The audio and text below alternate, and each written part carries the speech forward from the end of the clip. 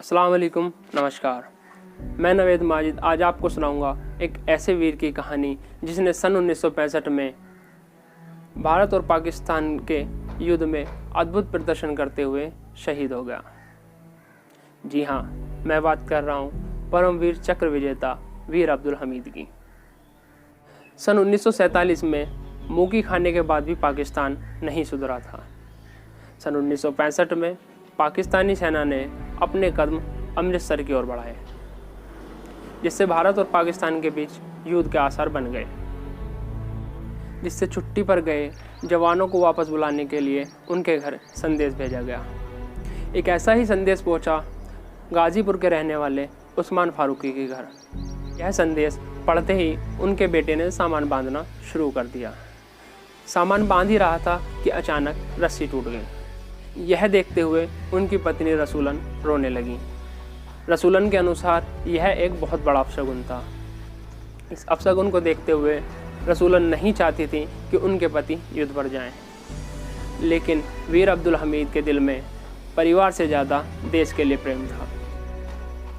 वीर अब्दुल हमीद परिवार को रोता छोड़ स्टेशन की ओर चल दिए। घर से थोड़ी ही दूर चले थे कि अचानक साइकिल की चैन टूट गई। लेकिन फिर भी हिम्मत ना हारते हुए वीर अब्दुल हमीद ने सामान अपने कंधे पर रखा और स्टेशन की ओर चल दिए। उनके स्टेशन पहुंचने से पहले ही वहां से ट्रेन रवाना हो चुकी थी। ऐसी स्थिति में उनके दोस्तों ने उन्हें समझाया कि सुबह से आपके साथ कुछ भी सही नहीं हो रहा है। इस पर अब्दुल हमीद ने मुस्कुराते हुए जवाब दिया, मेरा देश मेरे लिए सबसे ऊपर है। बहरहाल सभी चुनौतियों को पूरी करते हुए वीर अब्दुल हमीद अपनी पोस्टिंग पर पहुंच गए। लेकिन वहां पर स्थिति बहुत ख़राब हो चुकी थी। इत्तेफाक से वीर अब्दुल हमीद की जहां पर पोस्टिंग थी वहीं से पाकिस्तानी सेना को होकर गुजरना था।